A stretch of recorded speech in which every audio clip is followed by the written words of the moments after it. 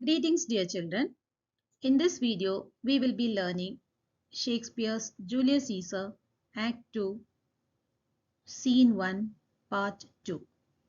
Before we begin, let's have a quick recap on Part 1. Part 1 we have seen that Brutus paces back and forth in his garden. He asks his servant to bring him a taper, and when his servant Lucius has gone, Brutus speaks to himself that Caesar will have to die. He knows with certainty that Caesar will be crowned king. What he questions is whether or not Caesar will be corrupted by his power. He had doubt on this. Although Brutus admits that he has never seen Caesar swayed by power in the past. He believes that it would be impossible for Caesar to reach such grades without eventually coming to scorn those lower in status. Example is that ladder. Brutus then compares Caesar to the egg of a serpent, which hatched would, as his kind, grow mischievous, poisonous. Thus, Brutus determines to kill him in the shell. Brutus' servant Lucius enters with a letter that he has found near the window. Brutus reads the letter, which accuses him of sleeping while Rome is threatened. Brutus interprets the letter as a protest against Caesar, and he tells, thus I must piece it out. Shall Rome stand under one man's awe? Believing the people of Rome are telling him their desires through this letter, he resolves to take the letter's challenge to speak, strike, and redress. A knock comes at the door. Brutus' servant Lucius announces Cassius and a group of men he couldn't identify. The conspirators enter. They include Casca, Decius, Cinna, Metellus, and Trebonius. Casca introduces the men. After that, he has informed Brutus that he wanted to speak to him privately. By the time when they were having a conversation privately, the other minor characters will have a talk about the where is east. They'll be having a discussion. So once they finish the discussion, we see that Brutus and Cassius comes back and join the conspirators. Brutus and Cassius join the conspirators. Brutus gives hand to all the conspirators. By the time Cassius suggested that they should take a promise. Let us swear our resolution. Because Cassius thinks he wants everyone to swear an oath, take a promise to their cause. How did Brutus respond to this suggestion? Brutus opposes that idea violently, and the reason is, according to Brutus, they are Romans, and Romans do not take oaths. They are just true to their word, even if that word is murder. Brutus tells here, no, not an oath, his response. And from here, if not the face of men, the sufferance of our souls, the time's abuse. These are the three key words, key points, which Brutus considered as motives. to their cause. If not the face of men, means if the suffering that can be seen on the faces of people, the sufferance of our soul, the suffering which we feel, and the corruption of the present age, this age, corruption of power, this age. If these motives, if these are insufficient motives, then what should we do according to Brutus? Break off betimes, and every man hence to his idle bed. What should they do? They should stop at once their plot and go away. Every one of the conspirators, every man to his bed of idleness.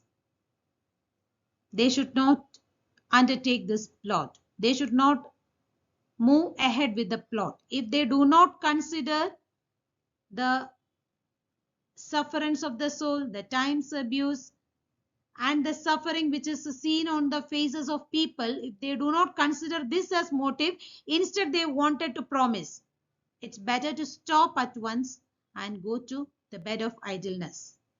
And by doing so, stop, that is break off betimes, stop immediately, and they do not go ahead with their motives, with their cause, then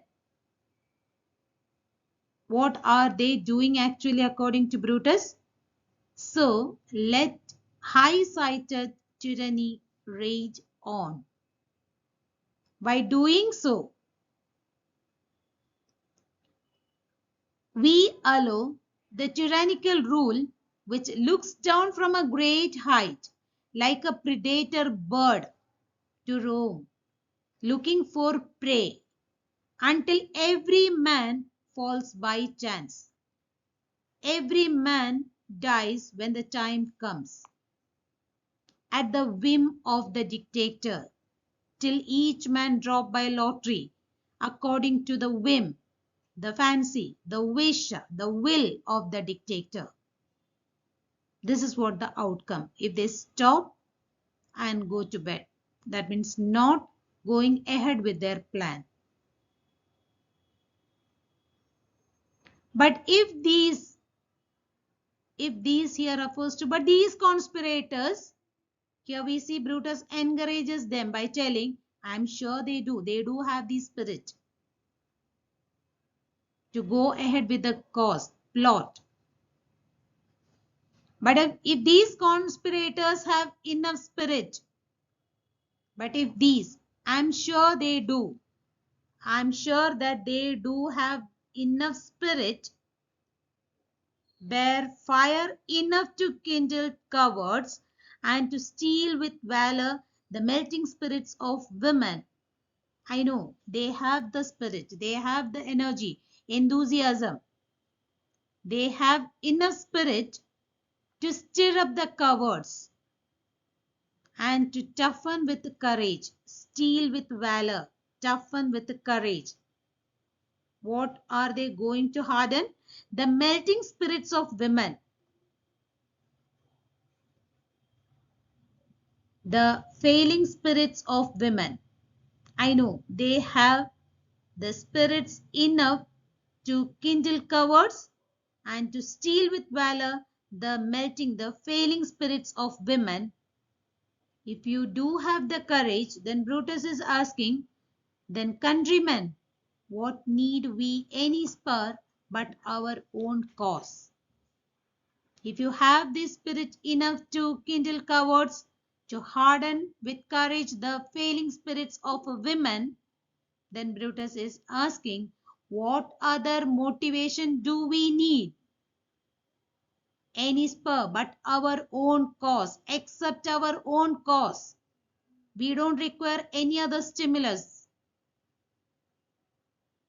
They don't require any other motivation. If they do have the spirit, then we don't require any other motivation except our own complaint to prick us to redress that will help to prick us to redress. That means to urge us to put right what is wrong, which will help us to restore the Roman Republic. We do not require any other motivation. Our own cause, our own motives are strong enough to redress, to put right what is wrong. He further questions them, what other bond than secret Romans that have spoke the word and will not palter? What here he questions, what other binding agreement do we need, the Roman citizens who can keep secrets, who will not deceive once they have given the words? If you are able to keep the secret, if you are not deceiving each other, then why do we need to take an oath? What agreement, what pact is required? It isn't required. Further, one more question. And what other oath than honesty to honesty engaged? The third point is, what other promise, what other vow, oath, promise do we need than an honest man committed to another honest man on the understanding that this shall be or we will fall for it? This is the understanding. An honest man committed to another honest man on the understanding that he will either do this, thing or he will die for it. He is ready to sacrifice his life for this motive. So here we see Brutus motivates the conspirators instead of taking oath. If they have the spirit enough to kindle the cowards, to steal the valor, encourage with courage the failing spirits of women, then consider their own cause. They don't require any other motivation, so that they can prick us to redress. They can set right what is going wrong.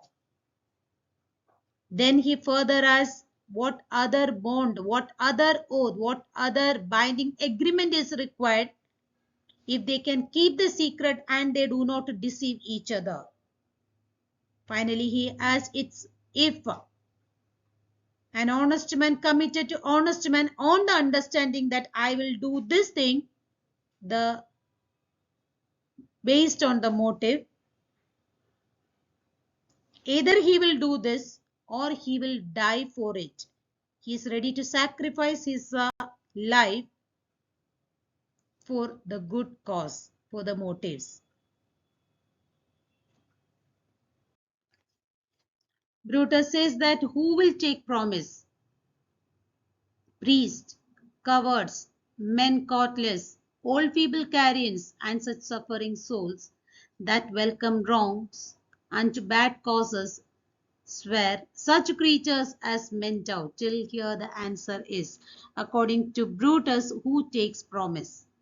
He tells that let the priests take the promise, let the cowards take promise, let the men courtless means untrustworthy men, and the people who are so old and feeble like carrion meat, like dead bodies, and such suffering souls who are so humble that they accept injuries wherein we are not ready to bear this oppression, and such suffering souls who are ready to accept oppression, injuries, they may swear, and those people, such creatures as men doubt, whose integrity men doubt, they may take promise to perform a wicked deed, may swear. But what we should not do according to Brutus, do not stain the even virtue of our enterprise, nor the insuppressive metal of our spirits, to think that or our cause or our performance did need an oath. Here he asks the question, let us not stain. Brutus tells that let us not contaminate the even virtue of our enterprise. Let us not stain either our project, enterprise, the project, the plan, or the conspiracy to assassinate Julius Caesar. That is the enterprise here or the project. Let us not stain our project, which is completely good, the virtue, even virtue, the completely, which is completely good, the project, he considers it as completely good. Brutus considers the project, it is the moral duty to perform it. That's why he calls it as the completely good. The project is completely good. We should not stain it, nor the insuppressive metal of our spirits, or the determination of our hearts, determination to go ahead with the plan. That also should not be stained. Do not stain the insuppressive metal of our spirits. The hearts which cannot be suppressed, that also should not be stained. How? By thinking that either our reason or our manner of carrying it out by taking a promise. Do not stain it by taking a promise. We should not stain it.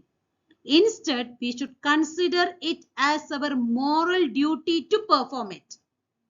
We should not stain it by taking promise. Who will take promise? Priest, coward, people, untrustworthy people. They take, but we are not like that.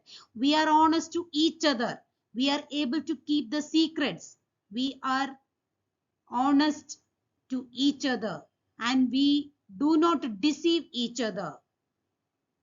We do not take promise. A noble Roman do not take promise. A noble Roman do consider it as a moral duty. So, we should not stain our project as well as the determination by taking a promise. Did need an oath? Do we need to take a promise and stain our determination as well as our enterprise? When every drop of blood that every Roman bears, Brutus considers all the conspirators as noble Romans, and every drop of blood that every Roman, each one of us has and nobly bears as a noble Roman, is guilty, will feel guilty of a several bastardy, will be guilty of not being true Roman, that is several bastardy. When you will be considered as not a noble Roman. If you do break the smallest particle of any promise that hath passed from him. If he breaks even the smallest part of any promise that he has given. So Brutus' commitment of assassinating Caesar is motivated by his sense of moral duty. So he is disturbed by the secretive, underhanded behavior of his co-conspirators. Hence, we see Brutus rejecting of taking a promise, rejection of an oath. After his speech, they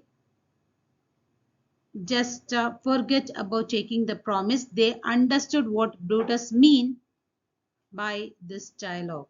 He asked a few questions and he made them understand that Romans do not take promise. If they are untrustworthy, they take promise. They are worthy to trust each other, so they do not require promise. Each one should consider it as the moral duty to perform the enterprise. The motives. Then Cassius asked the question, but what of Cicero, the senator orator. Shall we sound him? I think he will stand very strong with us. But what about Cicero? Shall we tell him of our plan? I think he will stand very strong with us. I think he will support us in our enterprise, in our project. When Cassius suggested that whether they can include Cicero in their enterprise, we can see the conspirators are giving their opinion about it. Casca agreed to that. Yes, let us not leave him out. Let us take him into our group. Cinna objected, no, not at all, by no means. We should not allow Cicero to join in our group. Metellus Zimmer, what was his opinion and what explanation did he give for his opinion? He said that let us have him. Let us take Cicero into our enterprise. What explanation did Zimmer give for this? For his silver heirs will purchase us a good opinion. So we should know that Cicero, one of the most revered eloquent orators in the history of Rome. So his presence, Cicero being an elderly person joining in their enterprise will get a very good opinion about their deed. And by men's voice to comment our deeds. And it influence that Cicero joining in their group, it influenced people to say or people to appreciate their deed. Comment our deeds. They will appreciate our deeds. It shall be said, his judgment ruled our hands. They say that his judgment, his wisdom ruled our hands means directed our action. Our youth and wildness shall no whit appear, but all be buried in his gravity. Our lack of experience and our wild behavior shall no way appear, but everything will be buried underneath his seriousness. His seriousness here refers to Cicero's wisdom, Cicero's presence. So their youth and their rash nature, rash behavior will be hidden, will be forgotten on account of the effect of Cicero's presence as well as his wisdom. So Brutus, he expresses his opinion here, whether Cicero can join or not in their group. Brutus said that let us not mention his name. Name him not. Let us not break with him. Let us not share our plot with him. What reason did Brutus give for his opinion? Because he will never follow anything that other men begin. He will never carry forward anything that others begin. When Brutus rejected to the opinion of Cicero joining in the group, Cassius also agrees to that. Cassius said, then leave him out. Then let us leave him out. Even Casca also agreed to the opinion now. Indeed, he is not fit. The next minute he changed his opinion. What does it show about these characters, traits? That they are easily swayed in one direction or another direction. Fickle-minded nature. Their fickle-mindedness is highlighted here. Just before they agreed, they wanted Cicero to join. When Brutus says that, no, let us not involve Cicero into our enterprise. Everybody accepted, agreed to Brutus' opinion. And here it highlights that everybody agreeing to Brutus' word, it highlights that, it shows us that Brutus is emerging as a leader of the conspirators. Then Decius Brutus, he asked, shall no man else be touched but only Caesar? He wanted to know that whether they are going to assassinate, kill Only Caesar, nobody else. When Decius asked a question that whether it is agreed that no other man is to be harmed or killed other than Julius Caesar, Cassius appreciated Decius for raising such a question and said that that's a good point, a very important question you have raised. And he expresses his opinion whether any other person to be included in that murder. When they murder Caesar, any other person to be included. I think it is not meet Mark Antony, so well beloved of Caesar, should outlive Caesar. This is the opinion. According to Cassius, it is not appropriate or it is not advisable that Mark Antony, who is dearly loved by Caesar, well beloved of Caesar, should live after Caesar is dead. What justification or explanation did Cassius give for this suggestion? Here the answer is, we shall find of him a shrewd contriver. We should consider Antony as a shrewd, cunning plotter. As a shrewd contriver, what would he do? You know, his means, if we improve them, he will exercise the influence. He will, if we exercise the influence and to the extreme level he goes, and the consequence is to annoy us all. It may become a source of danger for us. So, to prevent that, in order to prevent it, what should we do? Let Antony and Caesar fall together. Antony and Caesar be slain together. Together they should be killed. We should not spare Antony. Here, Cassius wisely foresees that allowing Mark Antony to live would come back to haunt them, annoy them, arguing that Antony would use his power, his influence, he will exercise it to the extreme with the Roman people to undermine the conspirators, to destroy the conspirators. And here it demonstrates, this highlights Cassius' good judgment and political savvy, since Antony did indeed become their enemy later after the assassination. So when Cassius suggested that Antony and Caesar should be killed together, what does Brutus say? Our course will seem too bloody. That's the first sentence. Our action of killing or murdering will seem too bloody if we include Antony in that murder. Brutal as well as malicious. Case Cassius, so we should not do that.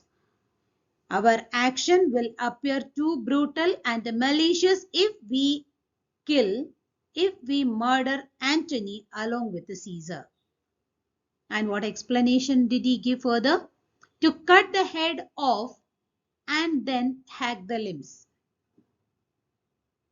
Like wrath in death and envy afterwards. The reason is Antony is but a limb of Caesar. It is as if we first cut off man's head and then we do the same with his limbs, which isn't required. Person's head is cut off. There is no point in cutting the limbs because it is of no use. Powerless it is. And if we do that, it will appear, these are the 2 points, wrath in death and envy. It will appear as if we are moved by the feelings of anger and jealousy. The reason he gives is, for Antony is only a limb of Caesar. Brutus considers Antony just as a limb of Caesar, who poses no threat without the head, that is Caesar, to guide Antony. Here Brutus underestimates Antony's power, ability, influence, assuming removing Caesar will render Antony harmless. But this is the fatal decision taken by Brutus. This assessment proves deeply misguided. That later he realizes. So here he underestimates Antony's power and asked Cassius to spare him from murdering Antony. So if we include Antony in this murder, in this assassination, it is like it appears these conspirators are moved by the feelings of anger and jealousy feeling.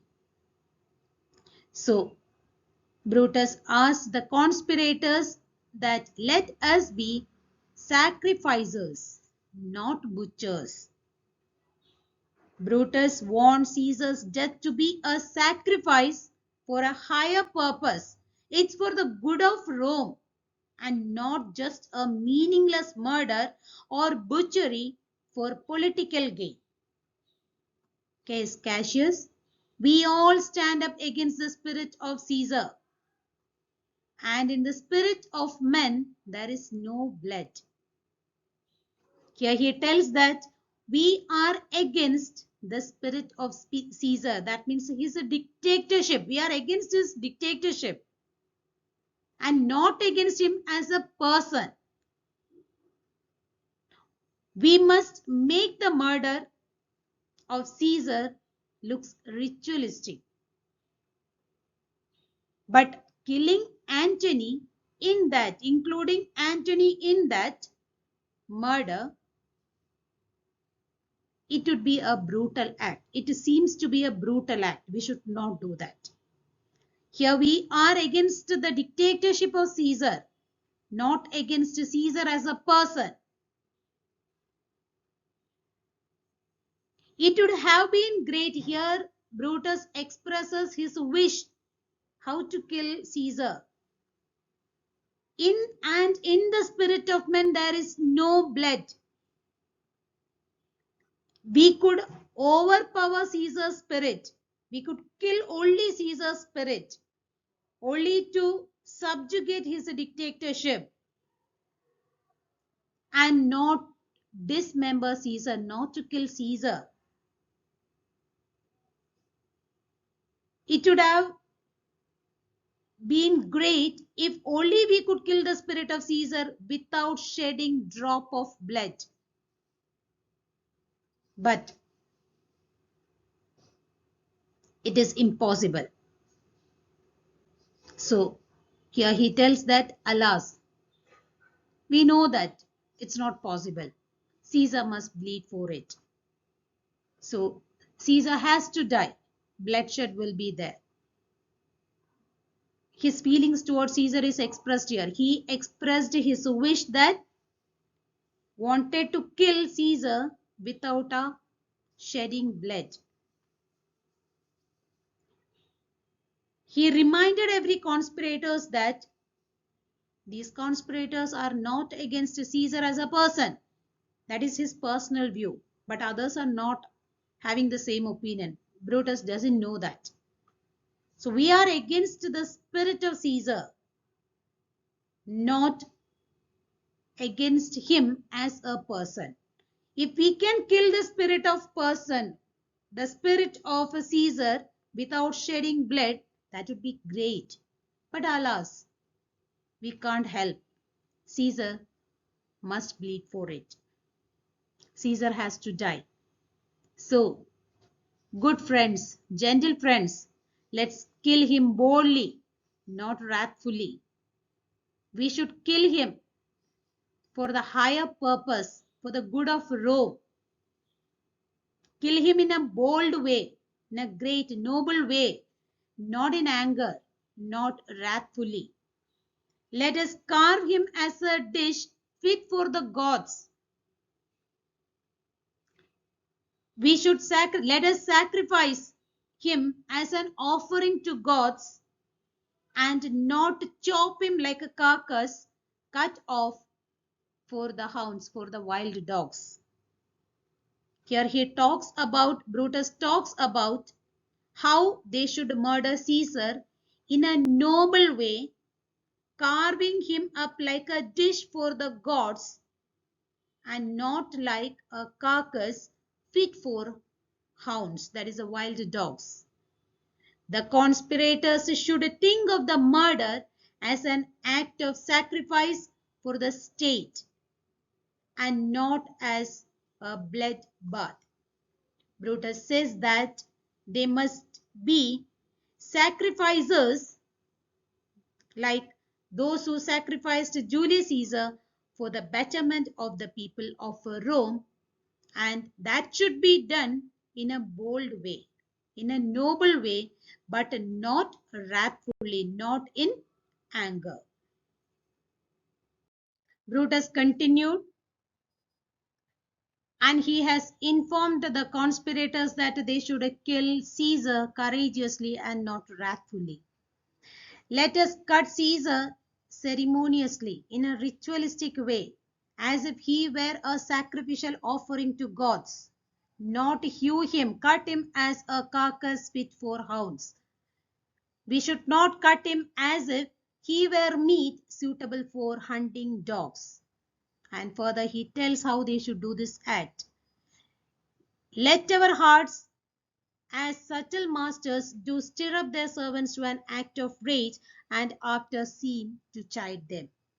Here he tells that let our hearts urge our limbs to do the murder and after that appear to find fault with them, like the cunning masters incite their servants to do an act of rage and after the masters will criticize their act, chide them for the particular deed.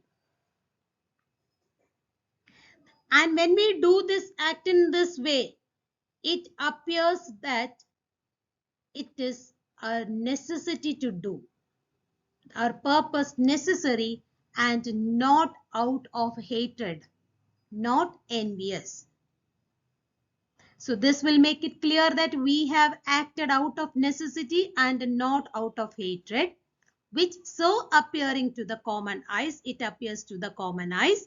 And when it appears to the common eyes that this deed is a necessity, we have done out of necessity and not out of hatred, then the Roman citizens will call us as purgers, cleansers of the state, and we will not be called as murderers. This is the justification Brutus is given. And for Mark Antony, so far as Mark Antony is concerned, think not of him. We should not take his matter seriously. The reason, do not take him seriously. The reason is he can do, what justification did he give? For he can do no more than Caesar's arm when Caesar's head is off. He cannot do any more than Caesar's arm can when Caesar's head is off, cut off. Caesar is not there to guide him. Head is not there, then arm can't do anything. So we should not consider his matter seriously. Still, Cassius expresses his concern about Antony and he gives a reason as well. Yet I fear him. Why did he say so? For the engrafted love he bears to Caesar. The deep-rooted love Antony has for Caesar makes me fear about Antony. He foresees that Antony may exercise his power, his influence, and that is going to annoy the conspirators. But Brutus did not pay attention to what Cassius said. And he belittles the power of Mark Antony. And he says that do not think of him. Do not take his matter seriously. Do not think of him. If he loves Caesar, all that he can do is to himself. This is the answer. Take thought and die for Caesar. These are the two key answers he gives. If he loves Caesar, what he can do to the maximum is think about Caesar, depress about the matter, and to the ultimate he can die for Caesar. And when I say die for Caesar, that is too much that we can expect from Mark Antony. That action is okay to the extreme, which we are expecting from Antony, that kind of person who is inclined to sports, wildness, and much company. That's the reason I said, that is Brutus said, that this is too much that we can expect from Antony. The reason is Antony is a person who is too fond of sports, who is a merrymaking person, and fond of his friends, company of friends. Trebonius replied, there is no fear in him. No need to fear Mark Antony. Let him not die. We should not murder him when we murder Julius Caesar. For he will live and laugh at this hereafter. So Trebonius, another conspirator, suggests that Antony will be sad after the murder of Julius Caesar. But eventually he will laugh about the whole thing later. Clock strikes. Brutus asked, listen, what's the time? Cassius replied, the clock has striken 3. Trebonius said, it's time to part. So as they were about to part, Cassius has reminded them or expressed his doubt whether Caesar will attend the Senate that day or not. And he gives an explanation for that. But it is doubtful yet whether Caesar will come forth today or not. All are ready. Everything is done as per the plan, as per the promise. Now Caesar should come. Then only they can execute their plan. So now he expressed his doubt. It is but it is doubtful yet whether Caesar will go out today, that particular day, whether Caesar will be able to go out or not. Why did he express his doubt? The reason is he learned that Caesar has grown superstitious of late.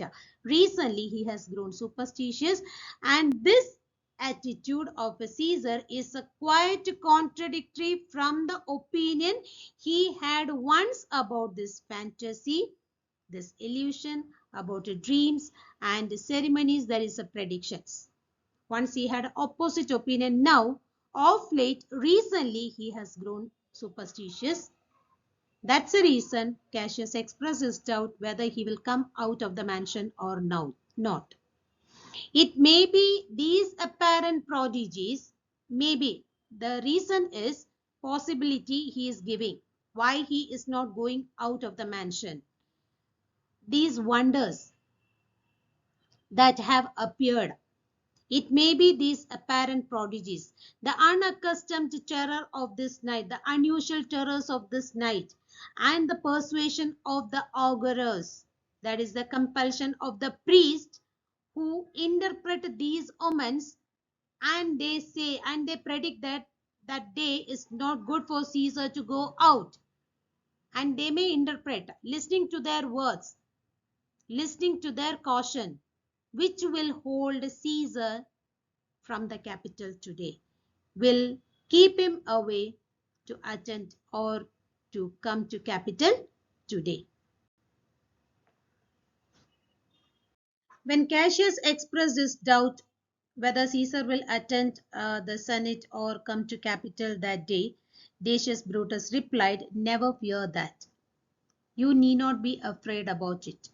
If he be resolved, if Caesar has decided not to come to the capital, I can oversway him. I can make him change his mind. He is very sure that he can change Caesar's mind. And how does he do so?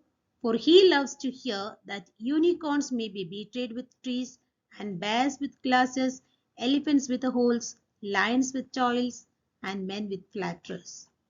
Caesar loves to hear stories about animals that are betrayed by their own incaution, like the unicorn, which is it's very easy to deceive it by pretending to take shelter behind the tree and capturing it.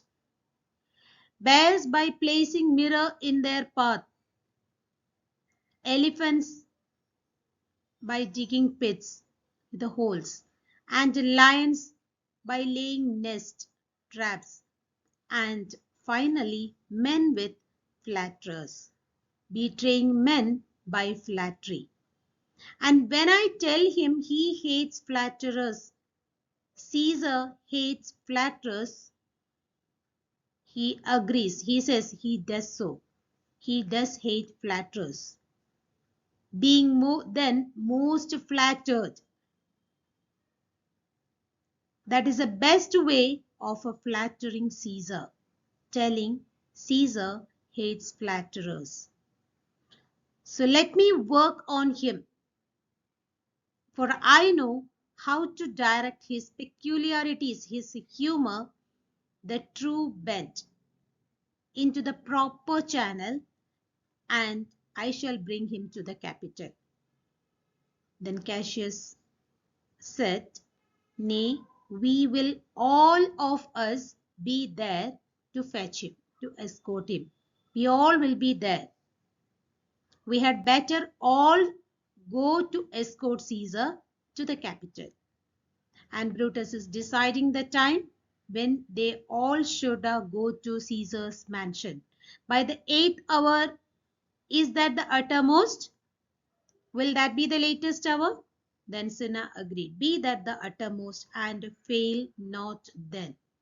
Do not be later than that. Metellus said, Caius Ligarius' death bare Caesar hard, who rated him for speaking well of Pompey. I wonder none of you have thought of him. Caius Ligarius has a strong dislike for Caesar. The reason is Caesar rebuked him, rated him. Why? For speaking well of Pompey, when he spoke in praise of Pompey. And it's surprising that none of you thought of him. Here, Metellus is trying to add Ligarius into their conspiracy. One more person. A person who doesn't like a Caesar, suddenly he reminds the other conspirators that we can add Ligarius. The best opportunity now. We can utilize this opportunity because Ligarius doth bear Caesar hard, hates Caesar. The reason is he has spoken well of Pompey. So now it's the right time that we can incite Ligarius and makes him join in our conspiracy. Now good Metellus, go along by him. He loves me well, and I have given him reasons. Send him, but hither I will fashion him. Brutus asked Metellus to go to Ligarius' house, ask him to meet Brutus. And Brutus is very sure that Ligarius respects him, and there are certain reasons for that. He has given some reasons. That's why Ligarius respects him. Whatever Brutus says, and Brutus is very sure that Ligarius follows him. Send him but hither. Send him here to my house so that I can change his mind and I will add him in the conspiracy. Cassius reminded everyone it's morning. We will leave you, Brutus, and friends. Let us depart, but everyone should remember what you have said, the promises which you have given, and everyone should prove as true Romans. At the end of this part, we see that Brutus advises the conspirators to hide their intentions and look cheerful, so as not to arouse suspicion. Here he tells, what advice did he give? Look afresh and merrily. Let not our looks put on our purpose, but bear it as our Roman actors do, with untired spirits and formal constancy. And so, good morrow to you everyone. Noble gentlemen, appear fresh and happy. Do not let our appearance betray our intention. But what we should do instead? Do it successfully as the Roman actors do, with continued determination by keeping ourselves cool, calm, consistent. And he wished everyone good morrow. Exit all but Brutus is there. And we see that he shows his affection to his servant Lucius by addressing him fondly as boy and telling him he can keep sleeping soundly without worries and nightmares, unlike Brutus. Boy, Lucius, fast asleep. Are you sleeping? It's no matter, it's not a matter. You can enjoy the honey heavy dew of slumber. You can enjoy the sleep which is sweet, deep, and as refreshing as the dew. Thou hast no figures. You are not haunted by any illusions, no fantasies, which busy care draws in the brains of men. So here he tells that which brings the worries, the illusions, the fantasies, which brings worries in the brains of men. So you are not worried by all these illusions. Because of that, you are able to sleep soundly. Therefore, you sleepest so sound. That's the reason, therefore, you sleep so sound. Enter Portia.